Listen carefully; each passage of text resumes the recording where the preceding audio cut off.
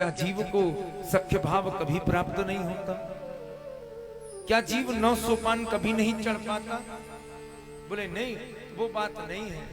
तो बोले जीव केवल 7 प्रकार की भक्ति करे। जीव के बस में 7 प्रकार की भक्ति है। जीव 7 प्रकार की भक्ति करे बस। अपने आप को भगवान का दास बना दे। और जिस दिन जीव 7 सोपान चढ़ जाता है तो फिर उसके आगे उसको जाने की जरूरत नहीं पड़ती। फिर भगवान 2 सोपान उतर करके आते हैं और उस जीव को उठाकर हृदय से लगा दे। फिर जीव को जाने की जरूरत नहीं। फिर भगवान कृपा करते हैं और भगवान उतर कर आते हैं और उस जीव को अपने हृदय से लगा लेते हैं। रुक्मिणी जी ने 7 श्लोक लिखे और श्लोक का पत्र का प्रारंभ कहां से किया? श्रुत्वा से। श्रुत्वा गुणान भुवन सुंदर शृण्वतां ते निर्विश्य कर्ण विवरैर्हरतोऽंगतापम् रूपम दृशां दृश्मतामखिलार्थ लाभं त्वयि अच्युताभिशति चित्तम पत्रपं ते। रुक्मिणी जी के पत्र का पहला शब्द क्या है? श्रुत्वा। और पहली भक्ति क्या है? श्रवणम। मानो एक एक श्लोक रुक्मिणी जी के पत्र का रुक्मिणी जी की भक्ति का प्रदर्शन कर रहा है, बता रहा है भगवान से। महाराज, रुक्मिणी जी ने प्रारंभ किया श्रुत्वा से और जब पत्र का समापन किया तो यरहम बुजाक्ष न लभेय भवत प्रसादम जहियामसून व्रत कृशांग क्षत जन्म भी स्यात्। रुक्मिणी जी कहती हैं, प्रभु मैंने अपने आप को आपकी दासी बना दिया है और आप यदि मुझे स्वामी रूप में प्राप्त नहीं हुए तो 1-2 जन्म की कौन है? अगर 100 जन्म भी लेना पड़े और 100 बार भी मरना पड़े तो भी मैं आपके सिवा दूसरे का वर्ण नहीं कर सकती। ये है आत्मसमर्पण, आत्मनिवेदन, ये है दास्य भाव। और भगवान ने जब रुक्मिणी जी का पत्र पढ़ा तुरंत ब्राह्मण देवता के साथ तैयार होकर के गए और रुक्मिणी जी को हरण कर लाए। भगवान ने हरण नहीं किया, रुक्मिणी जी ने स्वयं कहा है, माम राक्षसेन विधिनोद वह वीर्य शुल्काम। अगर आप सीधी तरह स्वयंवर में आकर के मुझको न ले जा सकें तो मेरा राक्षस विधि से विवाह कर लीजिए। हाँ, ये हरण करना राक्षस विधि है। विवाह की कई विधाएं हैं, उसमें एक विधा ये भी है, राक्षस विवाह, ब्रह्म विवाह, गंधर्व विवाह, कई तरह के विवाह होते हैं। उनमें एक विधि ये है, पर सब में श्रेष्ठ माना जाता है ब्रह्म विवाह। जो हमारे यहां विवाह होते हैं सबसे श्रेष्ठ वो माना जाता है। भगवान ने रुक्मिणी जी का स्वीकार किया। अच्छा, दोनों में मध्यस्थ कौन रहे? ब्राह्मण देवता। ये ब्राह्मण देवता कौन है? बोले ये सद्गुरु है, ये गुरुदेव है। जीव और ब्रह्म के मध्य गुरु का होना बड़ा जरूरी है, बहुत आवश्यक है। गुरु काम क्या करते हैं? देखो, गुरु का हाथ भगवान ने पकड़ा होता है और गुरु ने हमारा हाथ पकड़ा होता है ना? गुरु का हाथ भगवान पकड़ते हैं और गुरुदेव हमारा हाथ पकड़ते हैं। और जब उचित समय आता है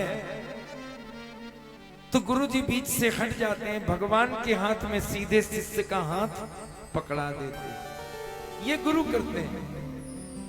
हाँ, ये सद्गुरु की कृपा होती है। पारस में और गुरु में बहुतो अंतर जान, वो लोहा कंचन करे, गुरु करे आप समान।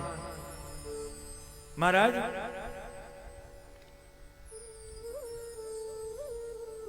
पारस में और गुरु में बड़ा अंतर है। पारस लोहे को सोना कर देती है, पर गुरु करे आप समान। गुरु वो पारस हैं जो स्पर्श करके अपनी तरह बना देते हैं, बल्कि अपने से अच्छा बना देते हैं। वो सद्गुरु है। ये अंतर है गुरु में और पारस में। गुरु की मध्यस्थता जीवन में बड़ा जरूरी है। कैसे? जरा विचार करो, अगर पावर हाउस से सीधी बिजली हमारे घर आवे, पावर हाउस से सीधी बिजली हमारे घर आवे, तो क्या हमारे घर के उपकरण उस विद्युत को सहन कर सकेंगे? नहीं सह पाएंगे, उड़ जाएंगे। क्यों? बोले उनमें इतनी क्षमता ही नहीं। इसीलिए पहले बिजली, घर से बिजली आती है, फिर ट्रांसफार्मर में जाती है, और ट्रांसफार्मर से जितनी सप्लाई की आवश्यकता है उतनी सप्लाई हमारे घर जाती है। ये गुरुजी ट्रांसफार्मर हैं। परमात्मा तत्व जो सीधा चले और हम तक पहुंचे तो हम उसे पहचान नहीं सकते। प्रमाण है रामचरितमानस में। बिना गुरु के दो लोग हैं और दोनों को मोह हो गया। सती भगवान शिव के साथ हैं, साक्षात नारायण का दर्शन हुआ, शिव जी ने प्रणाम किया, फिर भी सती को मोह हो गया। सती नहीं समझ पाई। क्यों? जीवन में गुरु नहीं है। दूसरा उदाहरण है काकभुसुंडी और गरुण संवाद। गरुण जी को मोह हो गया, भगवान के साथ रहते हैं फिर भी गरुण जी को मोह हो गया।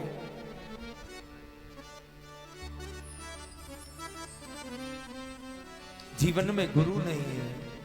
जब काकभुसुंडी जी को गुरु बनाया और गुरु बना करके उनसे भगवान का चरित्र सुना, तब गरुड़ ने कहा, गयो मोर संदेह सुने सकल रघुपति चरित्र, भयउ राम पद ने तो प्रसाद बायस तिलक। और इसी तरह जब सती का दाह हुआ, सती का दूसरा जन्म हुआ, उमा के रूप में आई, भगवान शिव से विवाह हुआ और शिव जी ने भगवती को कथा सुनाई और भगवती ने शिव जी को ही गुरु माना। तुम त्रिभुवन गुरु वेद बखाना, आन जीव पावर का जाना। शिव जी को गुरु बनाया, भगवान की कथा सुनी, तब सती बोली, सच शंकर संग गिरा तुम्हारी, मिटा मोह सरदा तप भारी। अब मेरा संदेह मिट गया। जीवन में गुरु बड़ा आवश्यक है। और एक बात और निवेदन करूं, गुरु तत्व है, गुरु शरीर नहीं है। हाँ, गुरु तत्व है। इसलिए गुरु कभी बदलना नहीं चाहिए। महत्व गुरु का नहीं, गुरु तो देह है, लेकिन वो जो मंत्र है वो तत्व है। देह कोई भी हो, कल्याणकारी वो मंत्र है जो सदगुरु के द्वारा परिपाटी से उतर कर आया है और हम तक पहुंचा है। और वो मंत्र कभी पुराना नहीं होता। गुरुदेव भगवान की देह भले ही छूट जाए, पर वो मंत्र कभी नहीं मरता, वो तत्व कभी नहीं मरता। गुरु बदलना नहीं चाहिए। कुछ लोग कपड़ों की तरह गुरु बदलते हैं। गुरु बदलना भी फैशन हो गया। हाँ। एक बार भाव में आके कहीं गुरु मंत्र ले लिया और महाराज दोबारा फिर कोई नए बाबा चमत्कारी मिल गए, टीवी में खूब ऐड आने लगा। किसी ने कहा समोसा खाओ, चटनी खाओ, जलेबी खाओ। बोले ये वाले बाबा अच्छे हैं, समोसा चटनी खिलाते हैं, डोसा इडली खिलाते हैं, बोले इनसे गुरु मंत्र ले ले। कुछ दिन बाद वो बाबा पुराने हो गए, एक नए आए हुम फट वाले। हाँ। बोले ये वाले ठीक। बोले हटाओ पुराने वाले, वो पुराने हो गए, पुराना फैशन हो गया। बोले हुम फट वाले ठीक है, तो उनसे गुरु दीक्षा ले ली। फिर कुछ दिन में बड़े बाल वाले आए। हाँ, सुंदर सा क्लीन से बड़े बाल रखा करके बढ़िया चकाचक है, और खूब भीड़ देखी पंडाल के अंदर। अरे बोले ये वाले ज्यादा अच्छे हैं, उनसे ले ली। ऐसा नहीं करना चाहिए। गुरु बदलना नहीं चाहिए। महाराज एक गांव में एक संत कथा करने गए। एक 85 साल की बुढ़िया उन संत के पास आई और बोली, महाराज मेरे मन में आपको देख करके इच्छा जागृत हुई है। क्या? बोले आपसे गुरु दीक्षा लेनी। संत ने कहा मैया इतनी उम्र हो गई तुम्हारी, अभी तक गुरु दीक्षा नहीं ली? बोले ली ना महाराज, हम लोग बहुत छोटे छोटे थे तो हमारे गांव में एक संत आए थे हरिद्वार से, बड़ी अच्छी कथा करते थे। अच्छा? बोले हाँ। यज्ञ हुई, कथा हुई, तो हमारे पिताजी ने सब बच्चों को एक साथ दीक्षा दिला दी। फिर? बोले फिर क्या महाराज? गुरुजी यज्ञ करा के गए, ये था कि अगले साल यज्ञ होगी। 6 महीना ही हुए थे कि गुरुजी पधार गए। बहुत रोई मैं। समय आया, मेरा विवाह हुआ। मेरे ससुराल में एक गुरुजी आए। हाँ, बड़े सुंदर, गोल मटोल, हाँ? बड़ी अच्छी कथा कहते थे। अच्छा मैया फिर? बोले मैंने और मेरे पति देव ने दोनों ने मिलकर एक साथ गुरु दीक्षा ले ली। बोले अच्छा? बोले हाँ। फिर क्या हुआ? बोले महाराज साल ही भर बीते थे कि गुरुजी पधार गए। चिट्ठी आई गुरुजी के भंडारे की, भंडारे में गए, सम्मिलित हुए। थोड़ा समय और बीता महाराज, मेरे पति देव का शरीर छूट गया। बड़ा दुख हुआ, बड़ा कष्ट हुआ। गुरुजी भी पधार गए, पति देव भी पधार गए, तो हमारे गांव में एक संत फिर कथा करने आए। महाराज इतनी सुंदर कथा कही कि मेरे मन में श्रद्धा जग गई और मैंने गुरु दीक्षा फिर से ले ली। अच्छा फिर? बोले 1.5 साल हुए। 1.5 साल गुरु दीक्षा चली और उसके बाद महाराज जी पधार गए। टेलीफोन आया, गुरुजी पधार गए। फिर मैया बोले तब से गुरु की तलाश कर रही हूं, अब आप मिले हो महाराज। बड़ी अच्छी कथा करते हो आप तो, इतनी अच्छी कथा करते हो कि मेरा मन है कि अब आपसे गुरु दीक्षा ले लूं। संत ने कहा मुझको माफ कर मैया, मुझे अभी बहुत दिन कथा करना। ऐसे गुरु नहीं बदलने चाहिए। गुरु तत्व है। गुकारः अंधकारस्यात् रुकारः तम निरोधकः अज्ञानग्रासकम ब्रह्म गुरु इत्यभिधीयते। जो अज्ञान का नाश कर दे उसको गुरु कहते हैं। गु कहते हैं अंधकार को और रूप प्रकाश को। जो हमारे हृदय के अंधकार को मिटा करके हमारे अंदर प्रकाश की ज्योति जलाकर मन के अंधकार को दूर कर दे, उसको गुरु कहते हैं। ब्राह्मण देवता ने सदगुरु की भूमिका निभाई। महाराज श्री रुक्मिणी जी का और भगवान का मिलाप करवाया। महाराज भीष्मक ने विधिवत विवाह करा। रुक्मिणी जी से और भगवान से एक संतति हुई, नाम है प्रद्युम्न। ये प्रद्युम्न कौन है? कामस्तु वासुदेवांसो दग्धः प्राग्रुद्रमन्युना। ये कामदेव है, भगवान शिव के द्वारा भस्म हो गया, वही भगवान का पुत्र बन के आया।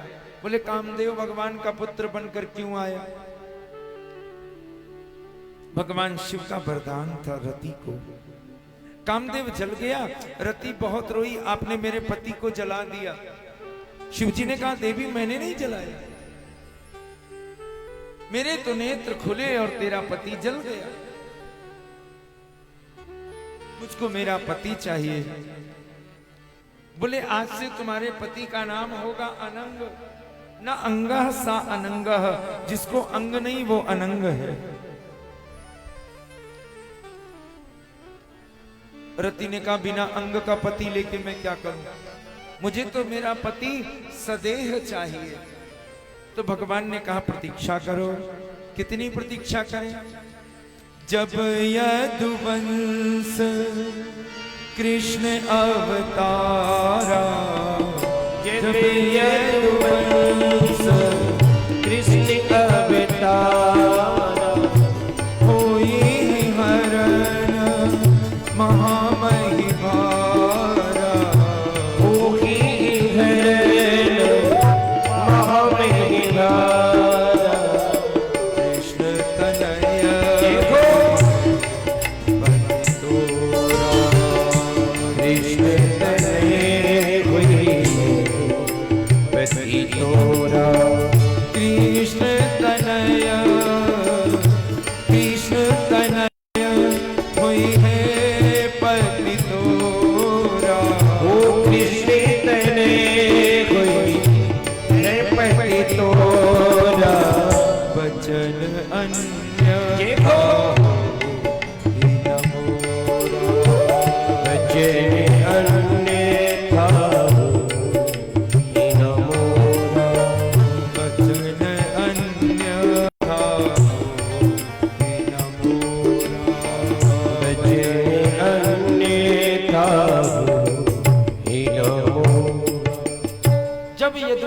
कृष्ण अवतारा, हुई है हर महावैभारा, कृष्ण तनय हुई है पति तोरा, वचन अन्यथा होई न मोरा। बंतेश गंतलवाओ संतान महाराज भैया, भगवान शिव ने कहा कृष्ण पुत्र बन करके तुम्हारा पति आएगा, द्वापर तक प्रतीक्षा करनी होगी। और आज वही कामदेव भगवान का पुत्र बनकर आया।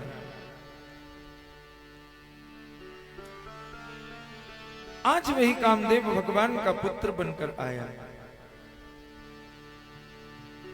कामदेव की पत्नी रति प्रतीक्षा कर रही है संबरासुर के यहां। संबरासुर का वध भगवान के पुत्र प्रद्युम्न के हाथों निहित है। ये बात संबरासुर को पता चली, प्रसूति का ग्रह से हरण कर ले गया, समुद्र में फेंक दिया। और भैया समुद्र में फेंक करके जो समुद्र में फेंका तो एक बलवान नर मछली ने उस बालक को खा लिया। लेकिन काल कभी मरता है क्या? काल कभी नहीं मरता।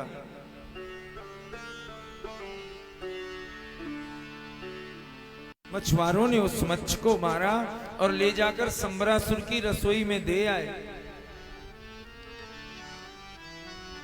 वहां रहती थी मायावती नाम की एक देवी।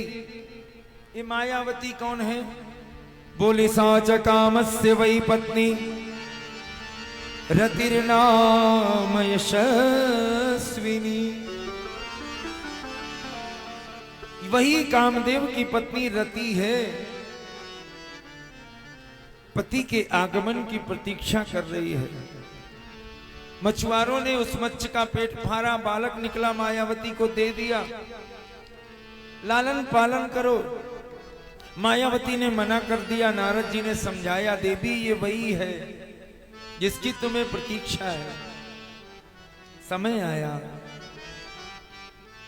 वो पुत्र प्रद्युम्न युवा हुए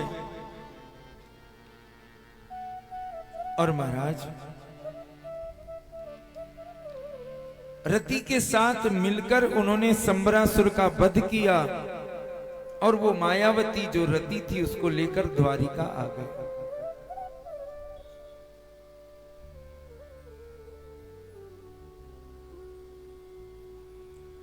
भगवान के पुत्र का सबने दर्शन किया। बिल्कुल भगवान सा रूप, भगवान सी चाल, भगवान सी चितवन, भगवान सा हाव भाव, पर भगवान नहीं है। क्यों? क्योंकि भगवान ही केवल भगवान है। यद्यपि प्रद्युम्न भगवान का अंश है, फिर भी भगवान नहीं हो सकते। भगवान ही भगवान है। भगवान शुक ने राजा परीक्षित को भगवान के अन्यान्य विवाहों की चर्चा सुनाई। भगवान का दूसरा विवाह हुआ जाम्बवती के साथ। ये जाम्बवान की पुत्री है। सत्राजित को भगवान सूर्य ने मणि प्रदान करी। उस मणि को पहन करके सत्राजित का भाई प्रसेन वन में गया, फिर वापस नहीं आया। भगवान पर मणि की चोरी का कलंक लगा। भगवान अपने ऊपर लगे कलंक को मिटाने के लिए वन में गए और वहां पर मणि की खोज करी। प्रसेन मरा पड़ा था। उसके शरीर के आगे सिंह के पैरों के निशान देखे। सिंह के पदचिन्हों का अनुगमन किया तो आगे सिंह मरा पड़ा था। रीछ के पैरों के निशान देखे। भगवान ऋक्ष के पदचिन्हों का अनुगमन करते हुए ऋक्षराज की गुफा तक गए। वहां बच्चे एक मणि से खेल रहे थे। भगवान ने मणि की याचना की। ऋक्षराज की पुत्री के हाथ में मणि देखी। भगवान ने हाथ पकड़ लिया। जो धात्री उनकी सेवा में थी चिल्लाई। उसका चिल्लाना सुनकर ऋक्षराज आ गए। ये ऋक्षराज कौन है? बड़े रामावतार के जामवंत है। बड़ी लंबी उम्र है इनकी। सतयुग में भी ये थे, त्रेता में तो थे ही और द्वापर में भी है। भगवान का और ऋक्षराज का भयानक संग्राम हुआ। 28 दिन तक युद्ध चला और भगवान ने ऋक्षराज को पराजित किया। ऋक्षराज ने लज्जा के वशीभूत होकर के भगवान को पहचान कर अपनी बेटी जाम्बवती भगवान को प्रदान कर दी। हाँ, जाम्बवती को दे दी। भगवान जाम्बवान से युद्ध करके जाम्बवती के साथ विवाह करके आए। राजा सत्राजित को मणि वापस करी और महाराज सत्राजित बड़ा लज्जित हुआ। अपनी कन्या सत्यभामा भगवान को अर्पण करी। दहेज में वो मणि देनी चाहिए, पर भगवान ने मणि नहीं ली। ये भगवान का तीसरा विवाह हुआ। पहला विवाह किसके साथ? किसके साथ हुआ पहला विवाह? भगवान का पहला विवाह किसके साथ हुआ? ऐसे कथा सुनते हैं लोग।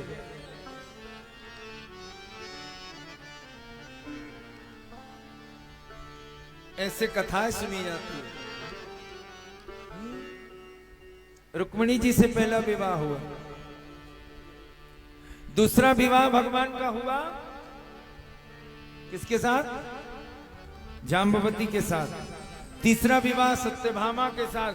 चौथा विवाह भगवान का कालिंदी के साथ हुआ, जिनको यमी कहते हैं, सूर्य की पुत्री हैं, यम की बहन है, यमुना भी इनको कहते हैं। भगवान का चौथा विवाह कालिंदी के साथ हुआ। पांचवा विवाह मित्र वृंदा के साथ। प्रभु छठवां विवाह भगवान का हुआ नागनिजिति के साथ। सातवां विवाह लक्ष्मणा के साथ और आठवां विवाह भद्रा के साथ। ये भगवान की अष्टपटरानियां हैं। विद्वान इनको अष्टधा प्रकृति कहते हैं। भूमिरापो नलो वायु खम मनो बुद्धिरेव च अहंकार इतीयं ते भिन्ना प्रकृति अष्टधा। ये अष्टधा प्रकृति है महाराज। भिन्ना प्रकृति अष्टधा, ये अष्टधा प्रकृति है। भगवान के विवाह कितने हुए? कितने विवाह? कुल भगवान के कितने विवाह हुए बताओ? अरे अभी तो 8 हुए। कुल विवाह कितने हुए भगवान? 16,000 16,108 भगवान के विवाह 16,108 हुए। अभी तक कितने हुए? केवल 8। 16,100 विवाह और कराने। एक भौमासुर नाम का राजा था, दैत्य था, बड़ा आतताई, देवताओं की नाक में दम कर रखा था। इंद्रेण हत छत्रेण हत कुंडल बंधना। इंद्र के छत्र को चुरा लिया, माता अदिति के कुंडल चुरा लिए, और देवताओं का जो सुमेरु पर्वत पर मणिपर्वत नामक स्थान है, देवताओं की निवास स्थली, उस स्थान को देवताओं से छीन लिया और वहां अपनी राजधानी बना ली, प्रागज्योतिषपुर। महाराज बड़ा आतताई, किसी राज्य में जाता आक्रमण करता और वहां की राजकुमारी सुंदर दिखाई देती तो उसका हरण कर लेता।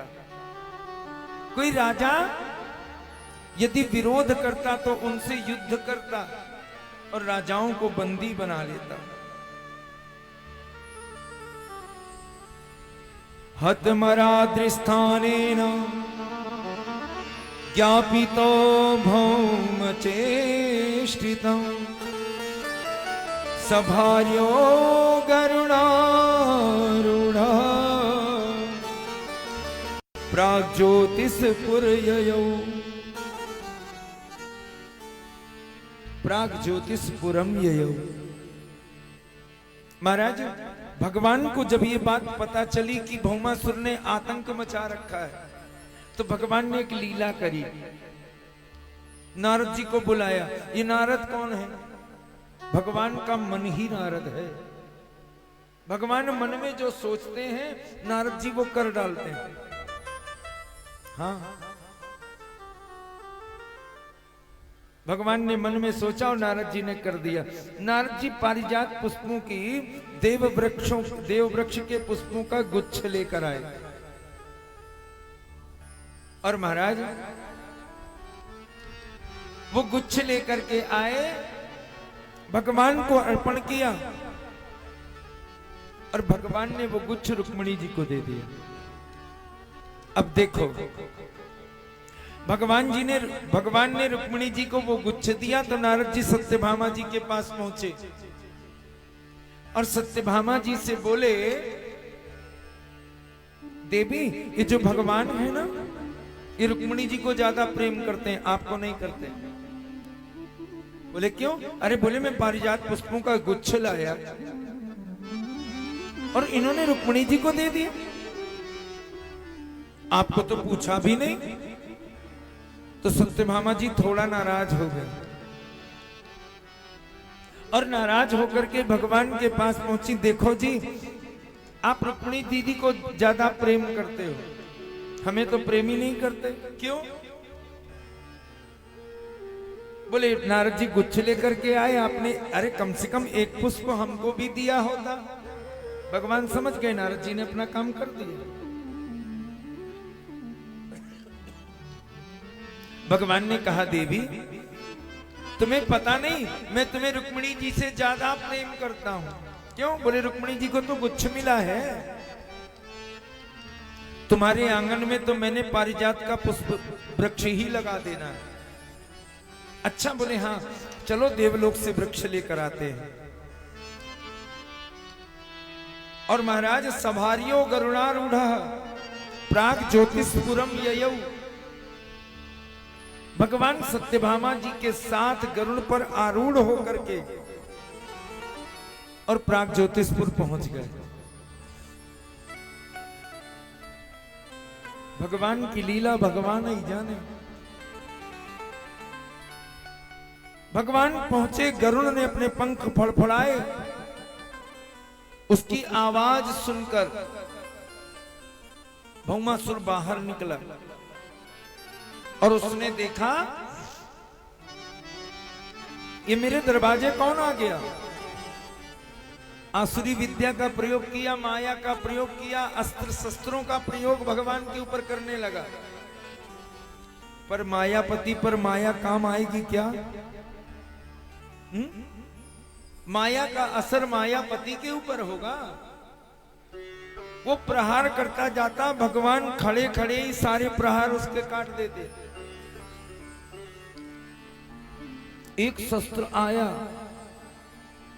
चला करके मारा, भगवान थोड़ा झुके और भगवान को नहीं, सत्यभामा जी की बाह में लगता हुआ वो शस्त्र निकल गया।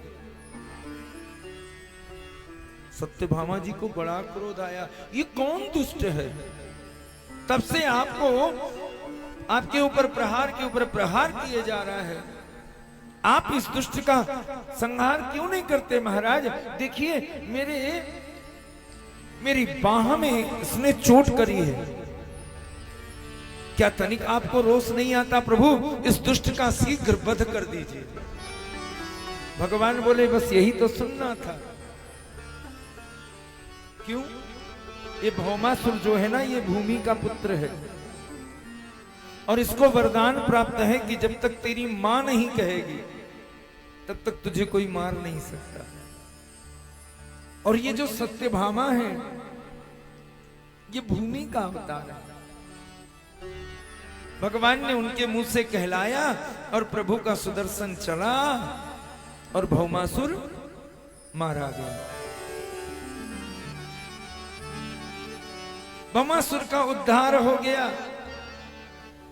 भगवान ने जिन राजकन्याओं को भौमासुर ने बंद कर रखा था उनको मुक्त किया। उन राजकन्याओं की संख्या कितनी थी? हाँ, 16,100 राजकन्याएं थी। भगवान शुक्र राजा परीक्षित को कहते हैं, राजन उन राजकन्याओं की संख्या थी तत्र राजकन्या नाम खट सहस्त्र अधिकायुगम। अयुत कहते हैं 10,000 को, खट सहस्त्र 10,000 और 6,000 16,000, अधिकायुगम उससे भी अधिक, मतलब 16,100 राजकन्याएं थी। भगवान ने 16,100 राजकन्याओं को मुक्त किया और कहा, देवियों अब आप अपने घर पधारो। उन राजकन्याओं ने कहा प्रभु हम घर नहीं जा सकते। क्यों? बोले कुलीन स्त्री अगर एक रात्रि घर से बाहर रह ले तो समाज उसको अच्छा नहीं कहता, और हमें तो इस राक्षस ने जाने कब से अपने यहां बंद कर रखा है। अगर हम घर गई तो हमारा स्वीकार कौन करेगा, कौन हमें अपनाएगा? भगवान ने कहा देवियों तो करोगी क्या? बोले करना क्या है, प्राणों का त्याग कर देंगी, आत्महत्या कर लेंगी। भगवान ने कहा पागल हो गई हो? अरे बड़े भाग्य से ये मनुष्य तन मिला है, 84 लाख योनियां भोग करके कभी सूकर बने कभी कुकर बने, अधम से अधम योनि में जन्म लिया, और आज ये जो मनुष्य की देह मिली है ये साधन धाम मोक्ष कर द्वारा, साधन धाम है, मोक्ष का द्वार है। इससे जन्म मरण के बंधन से मुक्त होना है। और आपको बताऊं मैं देवियों, ये देह जो है ना मानव देह, ये देव दुर्लभ है, ये बड़े भाग्य से नर्तन मिला है। हाँ, बड़े भाग्य से ये मनुष्य का जन्म मिला है। साधन धाम मोक्ष कर द्वारा, पाई न जे परलोक समा, सो परत्र दुख पावई, सिर धुन धुन पछिताय, कालहि कर्महि ईश्वर, मिथ्या दोष लगा। पिता ने जरा सा डांटा, आत्महत्या कर ली। माता ने जरा सा कुछ कहा, आत्महत्या कर ली। परीक्षा में नंबर कम आए, आत्महत्या कर ली। जब मन ने कहा आत्महत्या कर ली। भैया ये बड़ी मुश्किल से मानव शरीर मिला है, ये साधन का धाम है, मोक्ष का द्वार है। जन्म मरण के बंधन से मुक्त करने के लिए मानव देह मिली है, इसको व्यर्थ मत गवाओ। और देखो मर करके कोई तरता नहीं है, मर करके कोई नहीं तरता।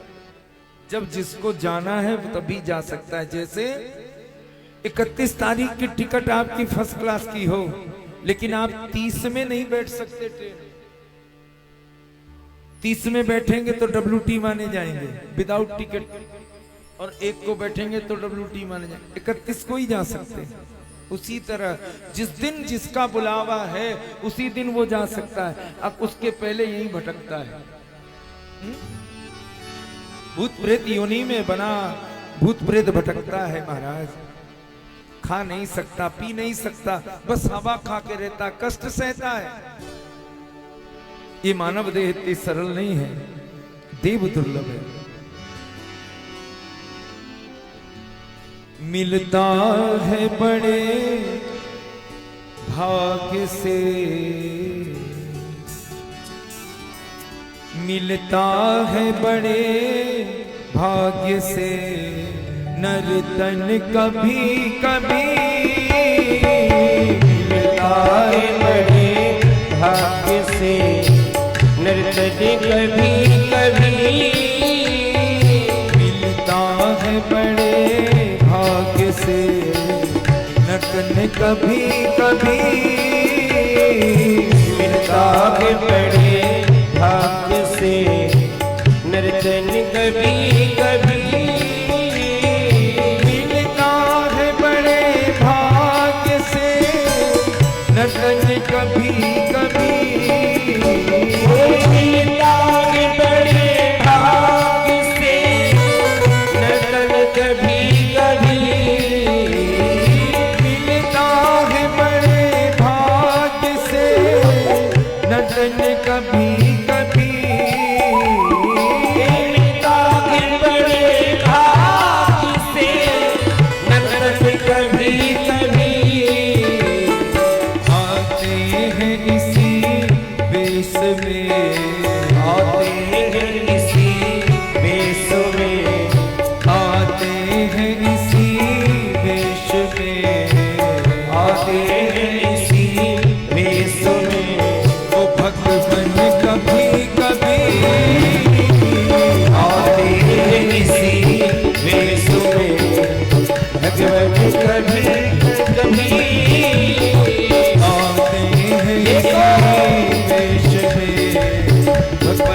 कभी कभी आते हैं इसी बेसों में भगवन कभी कभी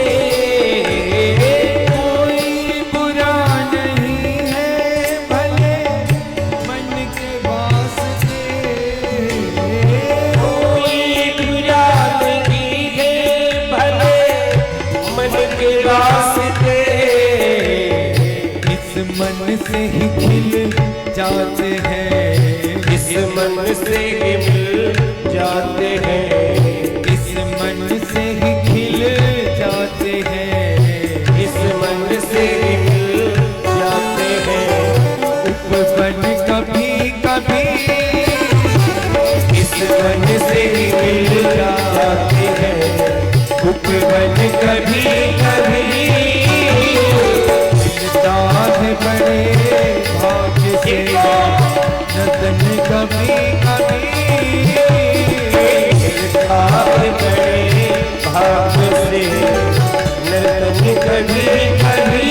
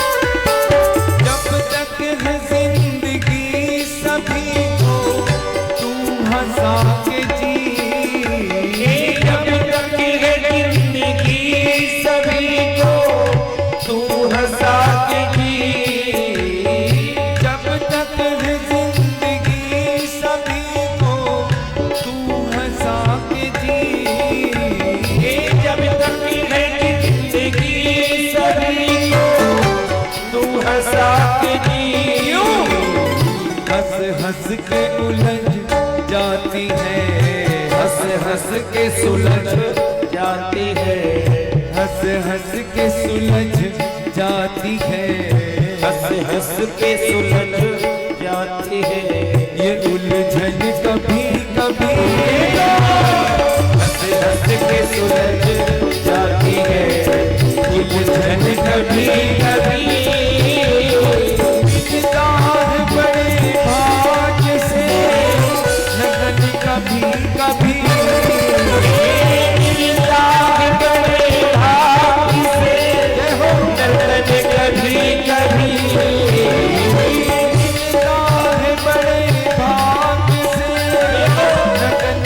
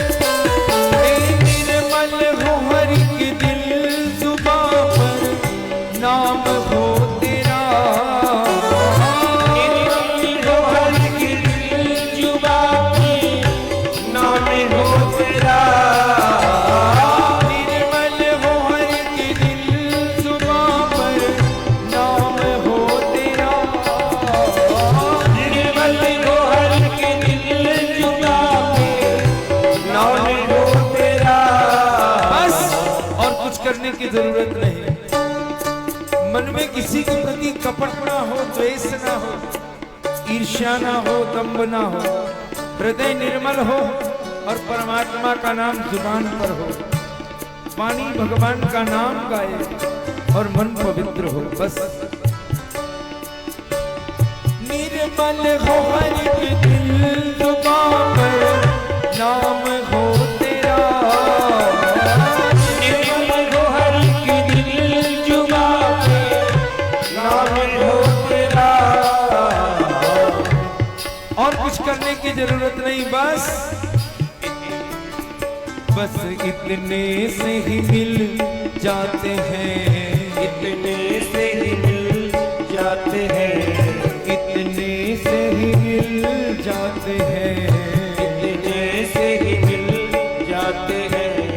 दर्शन कभी कभी इतने से ही मिल जाते हैं, दर्शन कभी कभी मिलता है बड़े भाग्य से, दर्शन कभी कभी मिलता है बड़े भाग्य से, दर्शन कभी कभी मिलता है बड़े भाग्य से, दर्शन कभी कभी मिलता है बड़े भाग्य से, दर्शन कभी कभी मिलता है बड़े भाग्य से, दर्शन कभी कभी मिलता है बड़े भाग्य से, दर्शन कभी कभी आते हैं इसी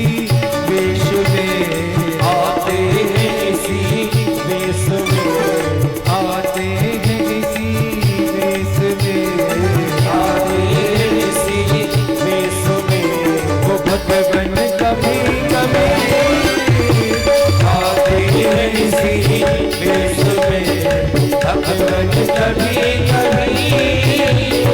आते हैं इसी वेश में, भगवन कभी कभी आते हैं इसी वेश में, भगवान कभी कभी मिलता है बड़े भाग्य से, दर्शन कभी कभी मिलता है बड़े भाग्य से, दर्शन कभी कभी मिलता है बड़े भाग्य से, दर्शन कभी कभी मिलता है बड़े भाग्य से, कभी कभी दर्शन कभी कभी दर्शन कभी कभी दर्शन कभी कभी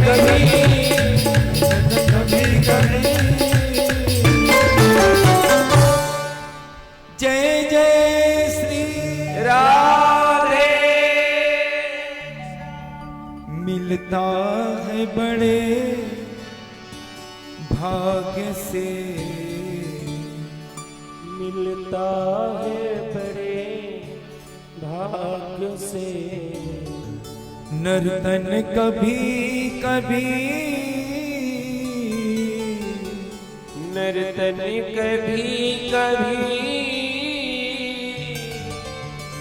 आते हैं इसी वेश में, आते हैं इसी वेश में, आते हैं इसी वेश में, आते हैं इसी वेश